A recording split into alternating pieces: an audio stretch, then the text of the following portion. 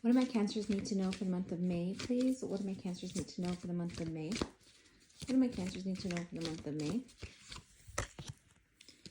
Cancers, you're feeling inspired now. Your inner child is really happy. I just feel like this comes from like walking away and ending something here. I feel like you're still, some of you still aren't ending it yet. You're in the process of ending it.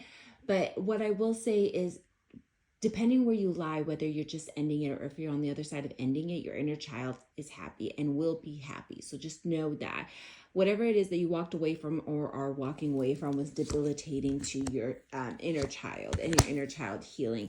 You felt really stuck. And now, once you walk away from that, once you move forward, once you allow this painful ending to happen, you're going to feel really inspired again. You're really going to be honest with yourself and realize that whatever it is you left behind wasn't really collaborating with you, wasn't really bringing the same energy to the table, wasn't really on the same page with what it is you want, whether this be career, whether this be a relationship, whether this be friends. But I do see a turning point here. There's an actual ascension or awakening that my cancers are dealing with in the month of May. So there's definitely an ascension or awakening coming for you guys here.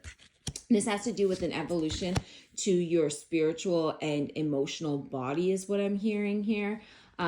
You've been patient for this. You're reassessing your life. You weren't seeing what Spirit wanted you to see. But once you do and once you take action on it, look, you get the Sun card, which is the happiest card in the deck. What this means is like you're starting to get the clarity that Spirit's been trying to give you.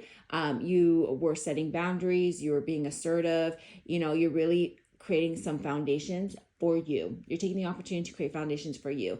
And whether it be in something that you've already left and you're like, look, now I'm focused on building foundations for me, or you're leaving something, just know that wherever you're headed, you are going to be building strong foundations. Because I see some of you, it's a collective, right? Some of you guys are still kind of like behind a little bit, and that's okay because everybody's journey is different. But I do see that this is all going to work out. It's almost like whatever it is you were leaving behind, I see a repetitive pattern. It almost feels like not being able to like stop the cycle repeating itself. Show me more for my cancers for the month of May. Cancers for the month of May. Oops, sorry guys. Yeah, whatever this ending is, it is painful, okay? It is a painful ending. It's toxic, it's karmic, and it's not giving you what it is you deserve. But Spirit is here to say no more. No more dealing with this toxicity. It's time for the transformation to happen. It's time for you to put effort to really embrace this choice that you're making. It's a pivotal moment for you to make a judgment call, especially when it comes to a relationship. You need to take a higher perspective. Make that choice so that you can have expansion, so you can be on your way, so you can take off.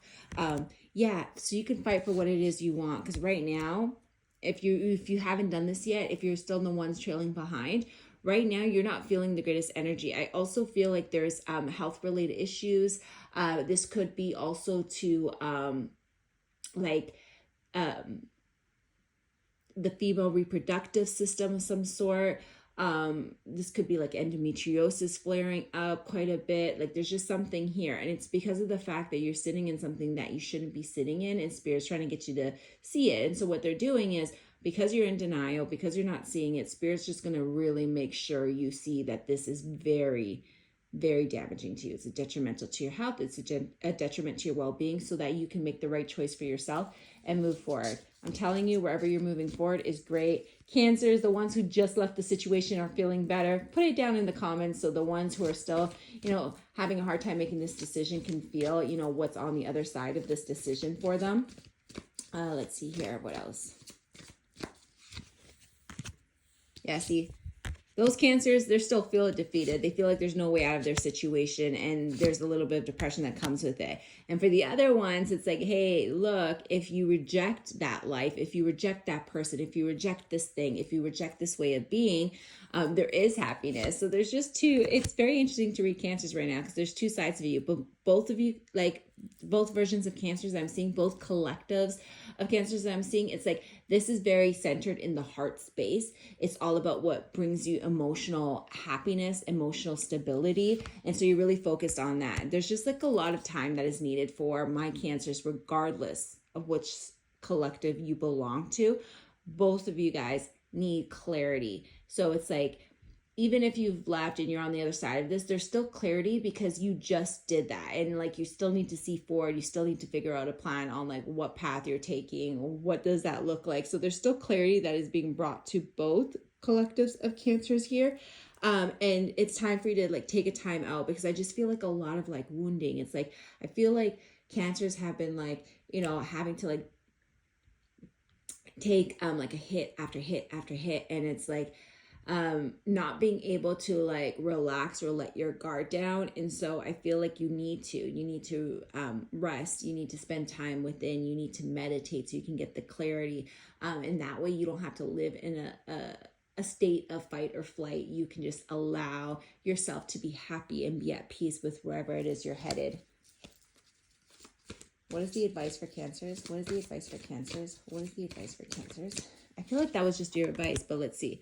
Yeah, allow yourself, even if it takes time, day by day, allow yourself to move towards better. This is like leaving chaos behind, packing your bags, being like, nope, even if I don't know what the future looks like, I'm going to be curious about the future, because whatever it is, it must be better than this. As long as I stay true to myself and hold on to my value and demand and be assertive about my needs and my desires and set boundaries to those who want to hurt me, then I am moving towards better. Even if it's one day at a time, but you are building stability. It's time for you to really stay grounded and cemented in who you are, and not allow the challenges or people challenging you to really cut you deep. Because I see a lot of healing coming for my Cancers. I really do. And this is going to be happening in the next couple of months.